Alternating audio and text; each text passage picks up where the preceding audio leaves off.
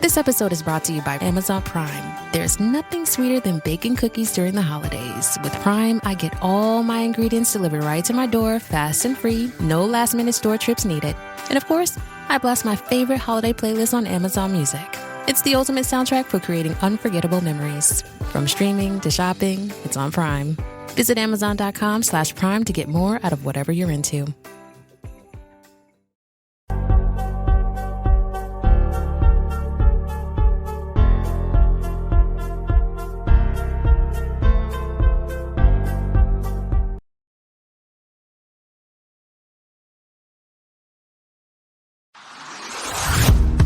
Hey, I'm Amanda from Trifecta Fitness. We're proud to be Clarksville's new Get Fit headquarters. Trifecta Fitness is a state-of-the-art spin and strength training studio. Our spin studio is truly one of a kind in this area, complete with 20 state-of-the-art live fitness bikes and an incredible sound system. Our strength training is done in small groups of 6 or fewer, and all of our strength and spin classes are scalable for every level of experience. Come see us in the heart of Clarksville, just behind MAPCO at the corner of Old Trenton Road and Wilma Rudolph Boulevard. Call us for more info at 931-542-6265 or download our Trifecta Fitness app for a full list of upcoming classes.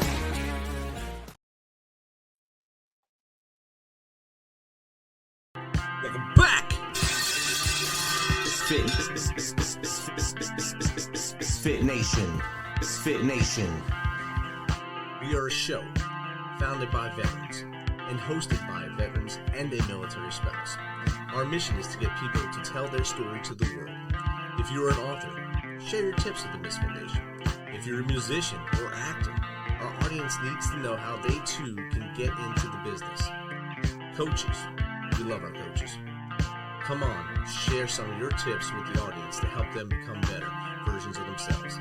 If you're a corporate leader or an entrepreneur, come on and share how you did it and how hard you have fought for success. If you're a veteran, first responder, or Gold Star family, we would love to have you come on and just share your story with the Misfit Nation. We always have time for you. Reach out, we will get you on. If you are feeling down, alone, or starting to see the darkness, stop. Think about those who are around you. You are not alone. You will be missed. If you feel like your problems will be a burden to those in your inner circle, or are embarrassed to share that with them, please dial 988. If you are a veteran, take option 1. We need you to keep pushing forward. Don't make it a permanent solution to a temporary problem. If you're a new listener,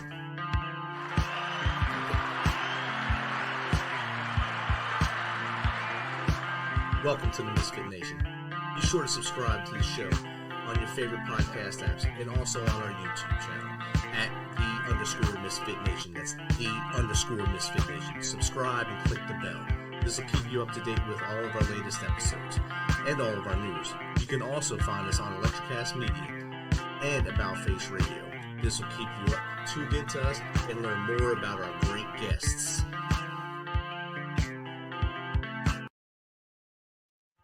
Speaking of which, our next guest is a Midwest native. He graduated with a degree in nuclear medicine before pursuing his passion in finance. Now a registered investment advisor, he leads a new wave of the industry given his expertise to Bitcoin. He recently came out with his debut fiction novel, Manifest Destiny.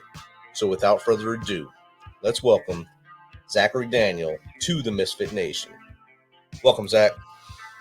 Thanks, Rich. It's really awesome to be here and great intro. So yeah, I'm happy to get going, and thanks for taking me. Awesome. Thanks for agreeing to push up an hour of your day to meet up the live show and give the Misfit Nation some tips, tricks, and learn more about you. You as a human, you as everything you've done, and the whole reason why you went from nuclear medicine to finance, and why I studied nuclear medicine in the first place, and then go that way. So that's a great journey you have, and I'm sure the audience will love it. Yeah. I can offer as much as I can. I'm young, so some people view that as not having enough life experience to kind of give insights on the certain topics. But I've covered a breadth in my short time on Earth, so I hope the audience can take away something, whether something to avoid or something to take with them for the future. So, but yeah, no, I'm also a Midwest native, so from Wisconsin originally. Went to school there, grew up there, and now I'm residing in Oregon. So kind of Okay. made the move out west and never looked back. So I miss the Midwest though. Trust me, I miss the Midwest. you went from kind of cold to kind of wet and cold. So Yeah. Yeah, no snow out here, but yeah, there's something to be said about the Midwest hospitality and way of living. So, um, different way of I eating too in the Midwest. So different way of eating, different way of drinking. So, yeah, I Wisconsin definitely got drinking down pat. So yeah, yeah, for sure. But yeah, you touched on some of my background, and so I guess I probably should start with nuclear medicine because people are right. probably wondering nuclear medicine. That sounds dangerous. Sounds fancy. It's a big word. Yeah, it's a vocab word of the day. Um, Yeah, so I went to school for nuclear medicine. I kind of always knew I wanted to be in healthcare. Uh, Mom was a nurse and just kind of fit in with my personality. I liked healthcare, thought it was fascinating from a science side, but also just kind of helping people side.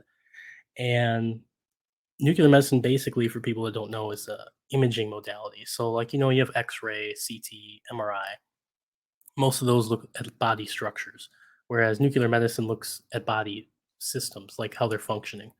So, CT might show the heart or bones, ligaments, but nuclear medicine will show how the heart's functioning, how um, the liver's functioning, gallbladder. There's a whole gambit of different scans and tests that we can use for different body systems. But where the nuclear part comes in is all of our imaging techniques use radiopharmaceuticals. So basically, a nuclear isotope tagged to a pharmaceutical, and then we use the cameras to detect that radiation in the body, which helps give us the images that we need. So it sounds sci-fi, and it sounds like something like the Hulk or something, like gamma radiation's about to turn you green, but it's so the opposite of what the popular media portrays it as. That it's when I first saw the Avengers and, like, learned about the Hulk and it was, like, gamma radiation, I'm like, "No, no, that's so wrong, that's, like, the opposite of what it actually happens." But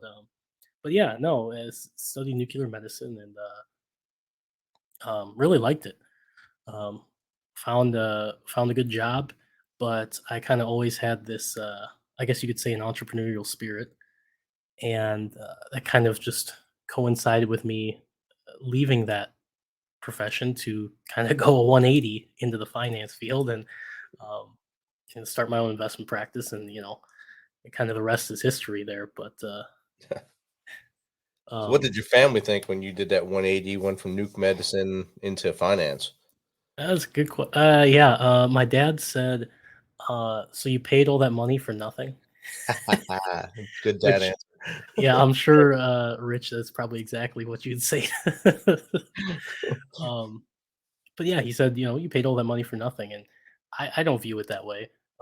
One, I like nuclear medicine, and I guess I could always go back to that profession. Two, I don't think that I would have came to this conclusion or gone the same path had I not gone to school. I think those years were really formative and just rounding out my knowledge base and just kind of learning uh, kind of new experiences and just growing up, maturing a little bit. So I don't think my path would have been the same had I not gone to school. So but I get it from his point of view. He spent 4 years in college, which isn't cheap, to Yeah, just spend a year and a half in the profession, and then whoop, a 180. So they were actually very supportive of me making the switch. Uh, and I think a lot of that had to do with when I was in school, I started my first business, which was a Bitcoin ATM company. And the thing with the Bitcoin ATM company, it was I had no money. I was living in like public housing, and I had this idea for a Bitcoin ATM with a partner.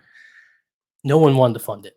No one wanted to put in any money towards it. They're like, a Bitcoin ATM, that's not going to make any money. And my parents were like, you should be focusing on school, and then you can go do the Bitcoin ATM stuff, right?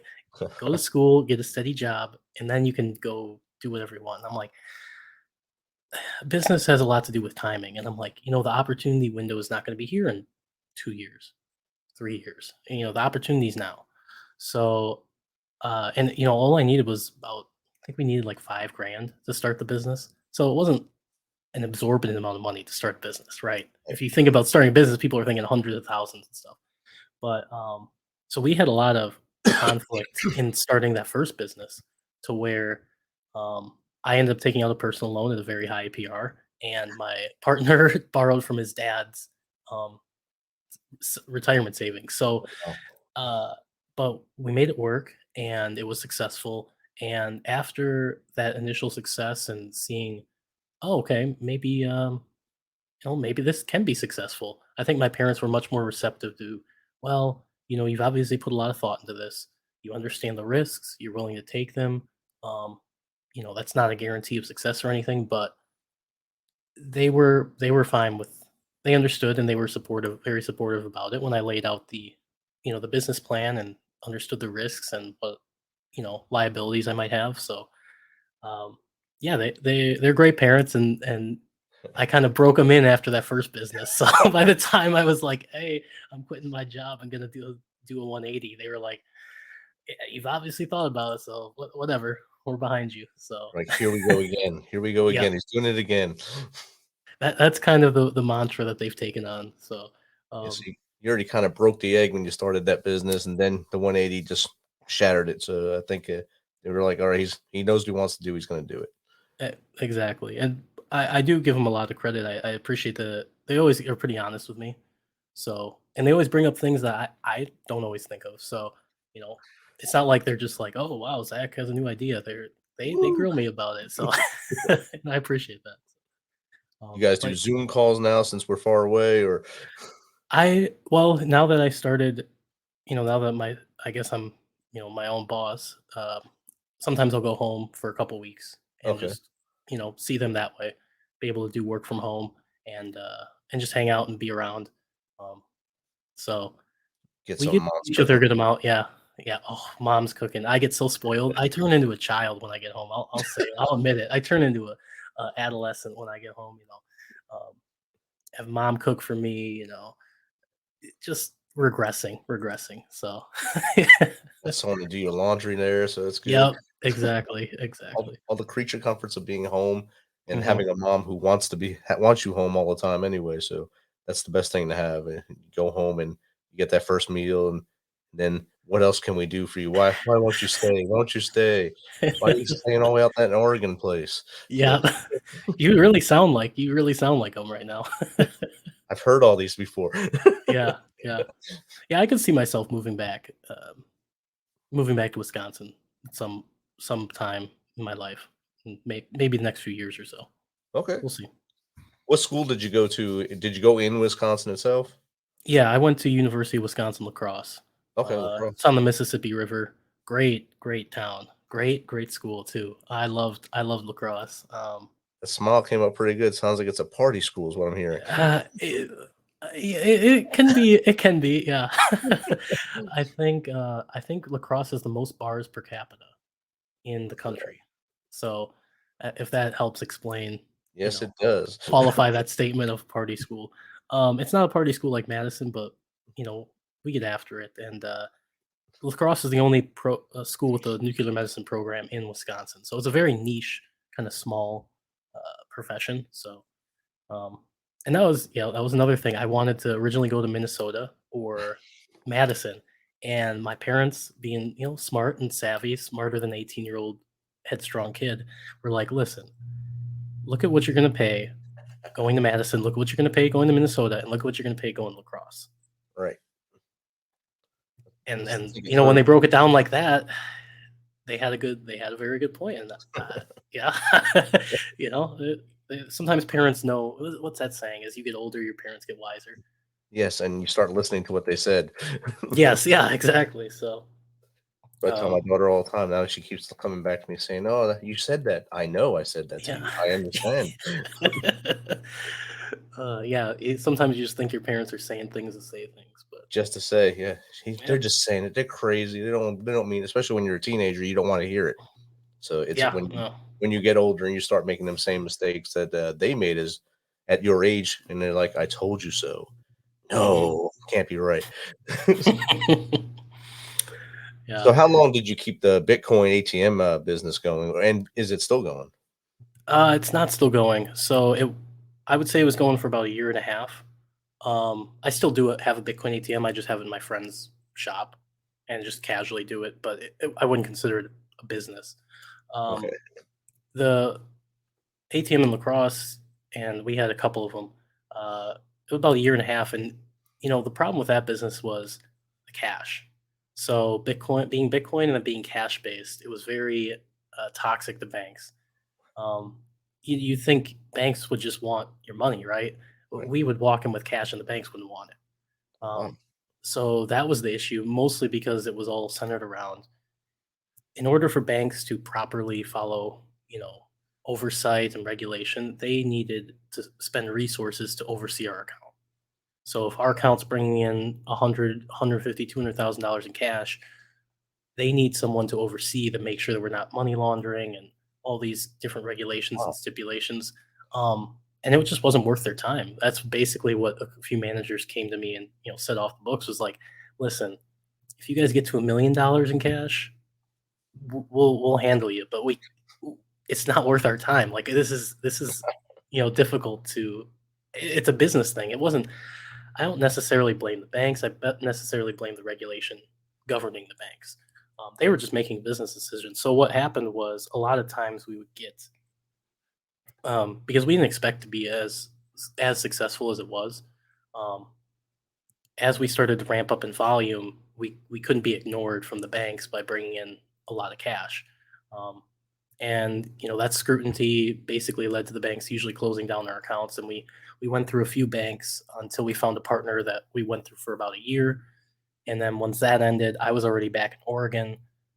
I had bought out my partner, so I was solo, and it wasn't going to work anymore. So basically kind of liquidated things and moved on. But it was unfortunate because it was a really good business, but that's kind of how it goes. I was right opportunity as far as like getting my market share and business, but I wasn't the right opportunity as far as the regulation. I Okay. think if I would have done it today, the regulation would have been more friendly, that I could have executed this, but the opportunity wouldn't be there. So it's kind of a hot potato. It's almost like a double-edged sword at that point. Yes, yep, exactly. So So you're fighting both the man and the economy at the same time. yeah, but it was a really good learning experience. It was a lot of fun. It was hard. Um, Had to deal with a lot of rejection. I remember I took off. I was in my unpaid internship in Nuke Med, and I remember I took off a couple of days and hit like 30 banks, just like meeting after meeting after meeting after meeting, just trying to get banking, because we had just lost another one, and we were frozen up. We had no more Bitcoin left. We were just sitting with a bunch of cash, and yeah, it's just an absolute mess all the time. The ATM would break at the beginning because we didn't really know what we were doing. And I was driving down like 4 hours there and back in the evenings to like fix it, and then running. We barely had any Bitcoin in the ATM, so we get like $2,000. Someone buy $2,000 and be out of Bitcoin already. So I'm driving down to Lacrosse, because we started this as like no capital. So driving down to Lacrosse, depositing, yeah, it was headache after headache, but it was fun. And I think that's what kind of gave me the passion for just kind of wanting to start my own business one day. Is, yeah, it can be hard and challenging, but it's fun. It's fun work, in my opinion. Um, so yeah, And it I was think the experience. challenge is part of it too. Of having that challenge is if something's easy, you don't want to do it, or most people don't want to do something that's easy all the time because it gets boring.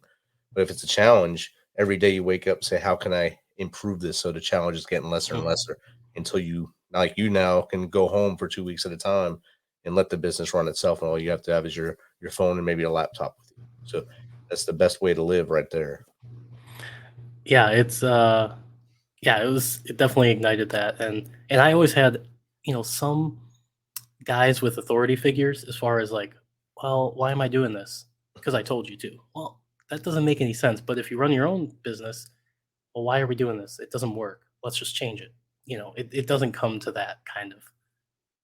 Right? Uh, You just got to look in the mirror at that point. yeah, it's on you at that point. So, um, but yeah, so that was what kind of gave me the impetus to, when you know I I had always wanted to be in finance, and always liked finance. I thought my path was going to take me longer, but the kind of opportunity window opened, and so that's when I started kind of my investment practice. Um, and yeah, obviously from from studying nuclear medicine, you're like, well, how do you get to investment advisor? It had been my passion, so I had been self teaching myself in kind of Austrian economics, and then kind of putting my own investment theses together and investing my own funds. Um, so once I did the schoolwork to pass the investment advisor law exam, combined with my previous self teachings and then self action as far as investing, I felt comfortable going at it. It's good though. A lot of people with self-teach themselves and not have the confidence to move forward. They'll have all this knowledge that they got from reading all these different articles or reading different textbooks or even watching YouTube videos, and then all of a sudden, I got all this. I'm just going to put it over here because it's never going to work for me.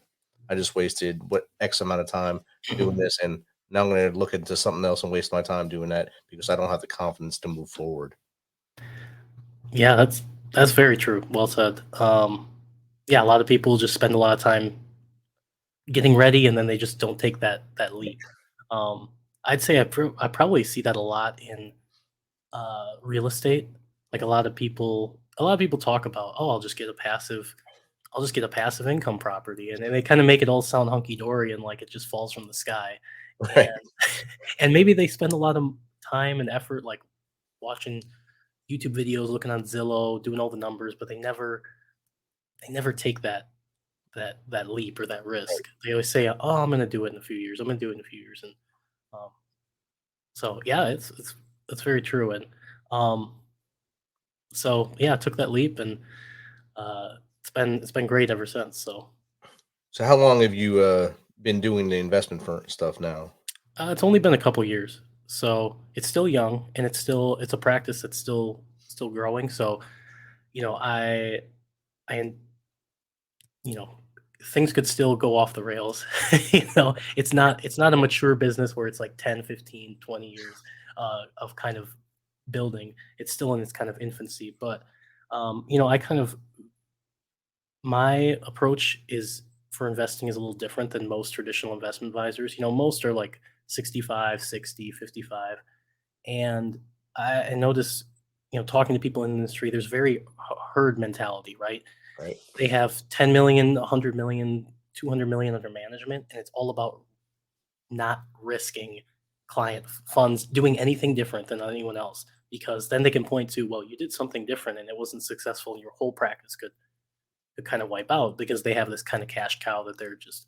So there's an extreme level of kind of risk aversion um, for a lot of investment advisors, and I kind of view at least my niche of investment advisement is kind of differentiating that opportunity. In order to have a higher level of return, you have to have a higher level reward.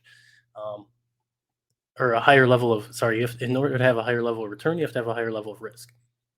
And so my expertise in digital currencies, combined with looking at the kind of forward moving technology companies, those are more risky tranches.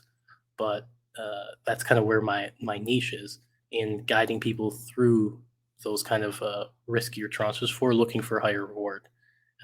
Much different than other investment advisors, because most of them will never do anything like that, because they view it as so far kind of, I would say, I don't know if I would say endangering their practice, but putting more of their livelihood at stake versus, I'm trying to earn people's business by providing kind of investment services that exceed, the fee that they're paying. So And it's kind a, of a stability thing they're looking for too. And some of the, like you're saying, those who are risk averse, they'll more than they're worried about harming the reputation with the client and also their reputation for future clients. So if I yes, tell you, Zach, and you just go on to some Google form or whatever and say that dude is horrible. He's a 1 star, if that. That's the only one. Like I have to give you a star, so 1 star it is, yeah, and he's horrible. I'm done. I'm done because you can't remove that from Google.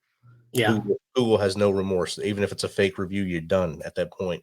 So their hmm reputation, you're dead at that point, and you have to either go into another firm and work from the bottom up again, or all of a sudden have a home run off someone else and get that victory back. Yeah. No, yeah, that's exactly right. And so I always viewed investing, I would say, my firm, if someone's like, oh, I just want all bonds, or something very safe, that's probably not where you're not coming to my firm for that. You're coming for my firm for a kind of a differentiated approach um, to asset allocation, investment advisement, and certainly we take in everyone's risk tolerance and abilities and everything like that, um, but we do things that are unconventional for investment advisors in the space. Dealing with Bitcoin and other digital currencies is definitely still a taboo among the industry. So, and that the industry actually became kind of volatile last year with Elon Musk throwing his hat in there with Doge and such like that. People risking it all for that quick windfall, and then the ceiling just hit the wall and the bottom dropped out. Do you tell people the risks involved with Bitcoin or crypto in general as they get involved? yeah, I'm very, very upfront with the risks of Bitcoin. And there's Bitcoin, and then there's kind of everything else. Right. So, the risks for Bitcoin are total, right? You can lose all your investment. Now, do I think that's a high percentage chance? No. And as time that continues to lessen, but there is risk, and you can't have an asset that goes up 500, 600, 1,000% without it dropping 70, 80%. That's just the name of the game. So where investment advisement kind of fits into that is, one, my expertise in the industry, spending thousands of hours on it and doing a lot, from the Bitcoin ATM to mining to teaching classes, everything. Understanding what the technology is, and where it's going and where the risks are, right? Media will always kind of say, well, oh, it's this risk or that risk, but understanding what the true risks are and what to kind of look forward that would change the investment thesis, that's kind of where I can cut through the noise. Whereas clients, if they're just holding Bitcoin themselves, they can kind of they don't know what's to trust, right? They don't know what's real. And they can kind of fall into the trap of, say Bitcoin was at 16,000 and the news media comes out, it's going to zero, and they sell. Right. And then they buy back at 24, and then all of a sudden Bitcoin goes up, but they lost money. That's what happens to a lot of people that originally get in, or they get drawn in with all the fancy NFTs or Dogecoin or altcoins, and 98%, 99% are complete garbage going to zero, are complete scams. I wouldn't say they're all scams, but for a variety of reasons. The team isn't great. It's a scam. The tokenomics are bad. There's no real world use case. The tech doesn't exist. It's overhyped marketing, VC dump, you name it. Contract exploit. There's a whole ton of reasons why these other cryptocurrencies fail. But the bottom line is people get sucked into them and believe the marketing hype, because Dogecoin, if you bought it 5 years ago, went up 1,000,000% or something like that. Right. So the greed complex is really strong. The FOMO is really strong. And I'm there as an investment advisor to level it out, to understand where the industry is going, what to avoid, what to kind of trust, and kind of navigate through that, because I think the future is very bright for Bitcoin. And I think the space as a whole, but I can't say with certainty that other projects are going to be around and significant players in 5 years compared to, I can say that with Bitcoin. Right. And your job now is just to basically make sure that rudder's in the water and they're going the right direction. Yep. Exactly. Make adverse turn left or right, and wind up blaming you for something that they chose to do. Yeah. And at the end of the day, I'm responsible, right? So, right. They can't blame me. I take that onus on myself. So I take a lot of pride in my analyses and my investment theses. And so if they don't work, that's on me. Like, straight up. So, but yeah, it's been great, and I just I have such a passion for Bitcoin, um, and investing as a whole. So I just want to see people do well and be able to accomplish their their investment goals. Outstanding.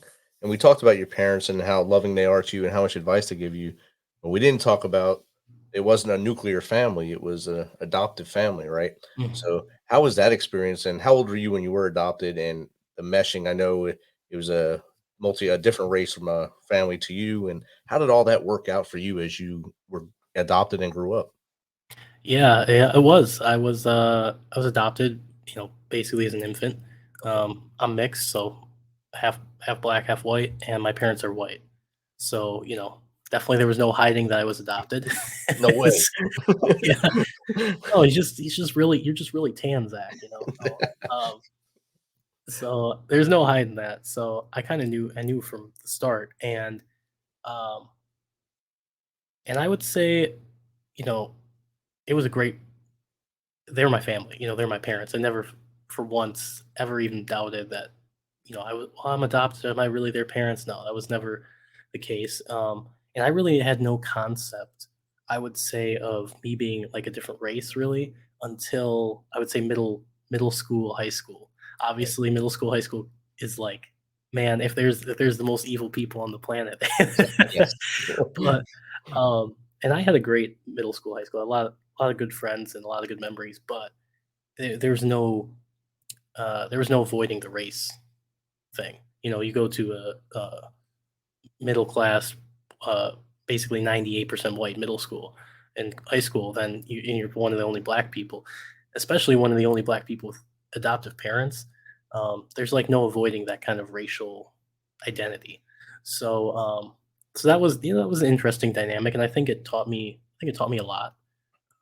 It had me develop kind of my identity early on, because there wasn't really any camp that I could like just go, I guess, run to. You could say, you know, there's really no camp that I could like cling to when you're kind of finding yourself as a middle schooler or high schooler. So I kind of forged my own identity early, which I think has helped me in life and in business. Um, in these years and probably future. But the interesting thing, I mean, obviously, white parents, what do they say to their kid? They were always there, loving and supportive, but like you gotta kind of figure. I have to kind of figure it out myself, right? There's nothing that they can't relate, and they can't like act like they were in my shoes or really know what to say. Um, so I think that was hard for them, because I think as a parent, you just want to make everything all right, and you just want Right. to protect them and like don't want the world to be evil to them or anything like that. So I think they felt very stuck sometimes. It's like, well, what do we say to Zach? Um, Seems like he had a bad day today. So I think they were stuck there. But for me, it's just you just got to work through it, right? There's no substitute for. There's no quick fix. There's no substitute, and um, so that was interesting. And I at least never had um, any overt treatment, in my opinion, from authority, teachers, coaches, employers, due to my race at all. At least not that I could tell. If anything, I kind of liked it in sports because, like, if there's like 20 white kids coming out for baseball and there's one black kid, like, anytime I do something, it's going to be attributed to me. Like, everyone else kind of blends in, for tryouts or stuff. And, oh, yeah, that's Zach. I kind of stood out because, so Who's that um, kid? yeah, yeah, it's a black kid. Um, so I like that aspect for sports. It always made me stand out. Just you know, I mean, sometimes it's bad if I made a bad block or Naturally. Oh, if something you like that. It's hustle. like, oh yeah, but so yeah, no, that was kind of that childhood dynamic, and I actually reconnected with my birth mom after. I didn't know her for 18 years. Reconnected with her after 18.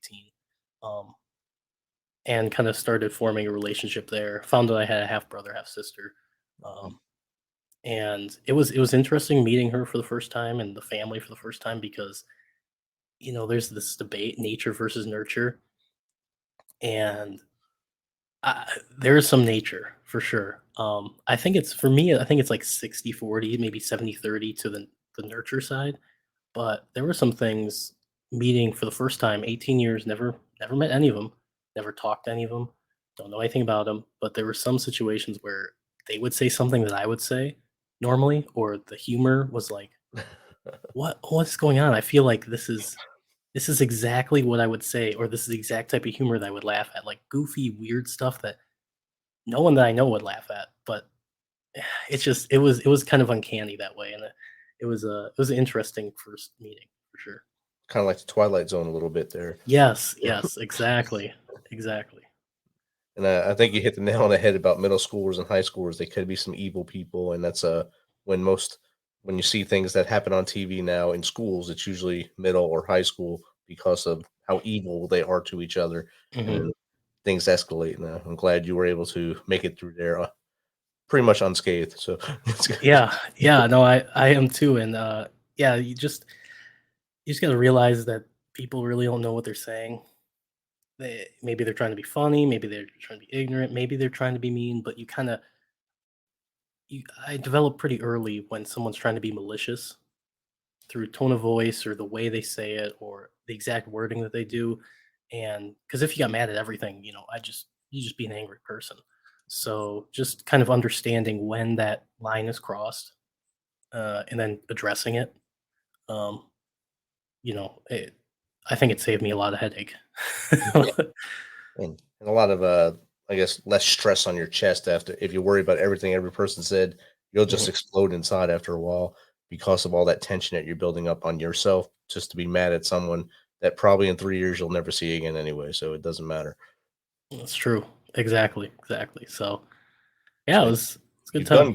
you've done well for yourself, and but you also wrote a book that we haven't really touched much on here. We've talked about everything, other aspects of their life. I think I hit everything else but the book. Do you have a copy with you there you can hold up or Yeah, I think it's in the background here. Yeah, let me see okay, if I can grab it here. here we go. You can get there it is, Zach's book, Manifest Destiny.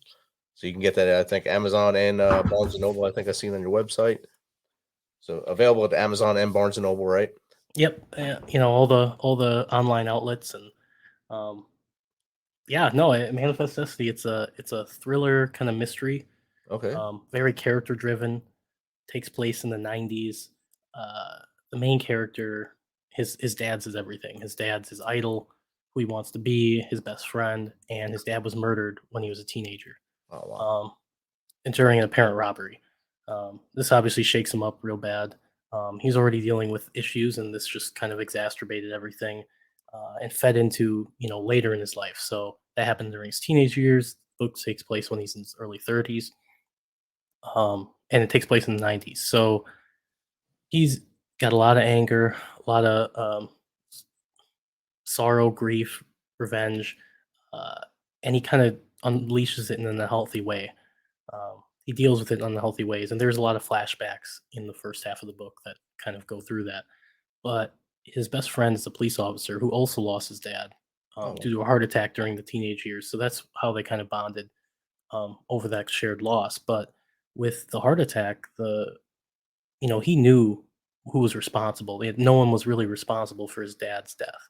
Versus the main character Nick, he never found who did it. There was never that closure, and so they're kind of talking about this one day, and Chris offers to look back into his dad's murder to try to get Nick that closure. DNA evidence is just coming out in the 90s, so he's thinking that maybe there's some DNA evidence that wasn't available 20 years ago that we could look at now. And so that's the kind of angle that the investigation goes after. So Chris is kind of dealing with the investigation, and Nick kind of joins in at certain points. But and then Nick's on his own kind of journey because basically his friend Chris is like, dude, you have to get over this. Like this kind of grief and sorrow and what you're holding on to is consuming your entire life. You don't necessarily see it, but it affects all aspects of your life, and you need to get past it. So Nick takes it to heart, and he starts kind of, he starts changing. He starts reconnecting with family, um, you know, changing his outlook on things, and so the story progresses with the investigation, and obviously the investigation kind of brings back past demons, and it kind of all culminates in the end. I don't want to spoil anything, right. but yeah, that's the general outline of the novel, and Um, yeah, it can be intense, but Awesome. Now, what made you want to write a book? I mean, you have all this other stuff that you've been successful at and doing. What made you say, "Hey, this week I'm going to write a book"? it's I had the story in my mind, and I thought it was gonna make a good movie, Oh, there you but go. I can't do a movie, so I was like, "I'll just write a book," you know? I started it in college, and so, it's that was like 6, 7 years I worked on it, and some of that was because I'd work on it hard for 6 months, go through a bunch of redrafts, not do anything for 6 months, and kinda came back to it when I had a new passion or when someone edited for me, a friend or family member, and they had a bunch of feedback, and then some of it was just me growing as a writer. I hated writing originally. Like I have the worst grammar and spelling of most anyone I know. And so I think it took me a long time in extra drafts to develop myself a little bit more as a writer to where, it was book quality. Um, and yeah, I had a story that I wanted to get out there, and I couldn't do a movie, so I'll write the book, um, and it was kind of one of the only things that I like to. If I'm going to say I'm going to do something, I need to do it, right? I need to try, and it was really one of the only things that I've ever done that I told people, "Oh yeah, I'm writing the book," and close family and friends, because there's some people that like I came out with the book and they're like, "You've been writing a book?" So I kind of kept it pretty close to the chest. But it was something that I said I was going to do, and I never followed through to completion. So, um, yeah, it was a very happy moment when I, you know, got published, and really exciting to have people read it and give their feedback or what they think about certain characters or events. And certainly, friends and family can tell some of my voice shines through quite a bit. They'll send me a Snapchat or a picture of, like, a section, they're like, that you? Is that you?" Like, What? yeah, so, Well, um, most writers kind of put themselves into their characters as well, it or people it's they love into their characters. So that's an obvious thing, but for them to pick it out that quickly, that's good too. yeah, it's tough not to, you know? Right. I try to, especially the main character having so much, like, anger and, uh, kind of vengeance and stuff, that's, like, the exact opposite of my personality, so I'm sure people are reading it like, is he okay?" Like, I always wonder that about, like, Stephen King or someone, when people read his stuff is crazy, and Yes. I'm sure people around him are like, you okay, Stephen?" What's wrong with you? Yeah, yeah. So I was hoping that when I came out with this, like, no, it's just I have a creative side and I have an avid imagination, but none of this, is necessarily self-reflective. So Outstanding. It's been you've got a lot going on. You've done a lot. Like in the beginning of the show, you said, "I don't know if I can give any help or hints to a lot of people because I'm young." Age really doesn't matter when you're successful. No matter what age you are, if you're doing the right things and making things happen, people will ask you questions, whether they're your peers, they're younger than you or older than you. It doesn't matter. All you have to do is keep that same confidence you have right now and speak to them the same way. If you do that every day, people will be asking you for advice every day on all aspects because you've been successful at every level. Everything you put your mind to, you've done, right? So you wanted to be in the finance arena, but you went nuke medicine just to test those waters first, and then left that. You were successful there, though. You did that and moved on, and then you went into the financial industry after you had your Bitcoin ATMs, and now you're an investing helper. You help people with their investments and an author. So you have everything going on. So that's great stuff, and I applaud you for everything you've done. yeah, I appreciate that. Appreciate that, Rich. And my brother just chimed in. Great chat. That's him on there. He's coming all the way from Jersey. He's Yeah, shout out. Hey, Jersey, that's where the book takes place. oh, So look at that. Of course, murder in Jersey. Why not? Thanks. yeah, yeah. Sorry. So if you now after I said all that, if you can give tips to someone that wants to either start an entrepreneurial journey or even become an author, what would you tell them? Yeah, from the entrepreneur side, it's just got to be from a passion. That's the only way is like if you're a real passionate. I generally and then it'd be very tough for me to envision being entrepreneurial with something just try to make money. Um, because you got to have that drive of passion, no matter to make it successful. Because people are gonna read off that. If you're trying to sell something or sell a service or something, and you're trying to attract people away from an existing service, and they can't feel that passion and that energy from you, it's not gonna work 9 times out of 10. Of course, there's always exceptions, but and then I would just say, you have more time than you think. Um, a lot of people kind of say, kind of the slang is, oh yeah, I just woke, life went by, 10 years just went by, this year went by. But if you spend a little bit of time every day doing something, you have a lot more time than you think. And after a year, 2 years, 3 years, 5 years, 10 years, just spending a little time every day on something that you're working on, or even if it's just like a hobby or something, you're really going to accrue those benefits over time. So I guess I would say passion, and you have more time than you think. So some people are like, yeah, like, well, you did this other stuff and you wrote the book. Like, where'd you find time to do that? And it's like, there's more time in the day than you think. And maybe you cut back for, one episode of Netflix to do something else. So that's kind of what I would say advice wise. And if anyone, I don't know, you have a lot of veterans that listen to your show, so I'm sure they're not ready to jump into cryptocurrency anytime soon. But for people that are any type of emerging industry, you just got to do stuff in it. No one's like the true expert, and as the industry grows, you just gaining experience in it. When the industry grows, even if you don't succeed in it, it's going to absorb you at some point. So those skills and time and experience that you had are going to be immensely valuable to the industry as a whole as it grows kind of around you. So that's what I would say for anyone looking at getting into a kind of emerging new industry, is just do stuff. Awesome. Zach, thanks for, again, agreeing to take another hour of your day away and come on at an hour later. I know you're on the West Coast, so it's still daylight there a little bit probably, but and share your experience with us and your entire journey. I think it's commendable what you have done and what you are doing, and I want you to keep up that good work and keep pushing forward, keep stacking them victories. Thanks, Rich. I appreciate it. I will do. And awesome. You guys send me your address after this. I'll send you a signed copy of the book. Awesome. Thanks, Zach. Sure. Yeah, you're welcome. All right. Thanks. You have a good night. Thanks, Rich. You too. Bye. Bye. This is how we do it.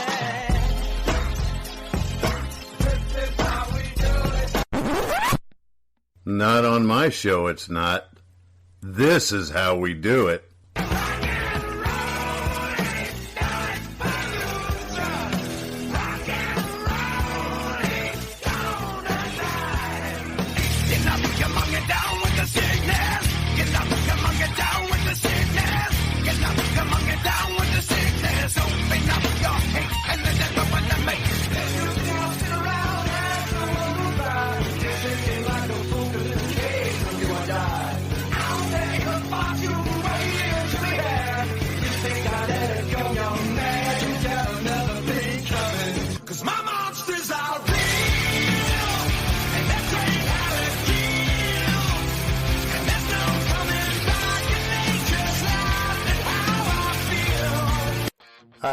Isn't that much better? And that's how I do it every Tuesday and every Friday here at About Face Radio on the Just Wait Here show. Be sure to tune in. I'm on every Tuesday evening starting at 8 p.m. Central, 7 p.m. in the mountains, and 6 p.m. on the West Coast. Then catch my morning show on every Friday morning starting at 7 a.m. Central, 6 a.m. in the mountains, and 5 a.m. Pacific. Again, that's the Just Wait Here show with me, Max Wait, every Tuesday and every Friday. Be sure to be here on About Face Radio. I will see you then. Aloha!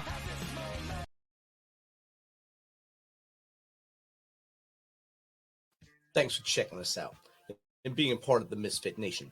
Don't forget to visit our website at themisfitnation.com. It's themisfitnation.com to catch up on all of our episodes and also to get some of that great Misfit Nation gear.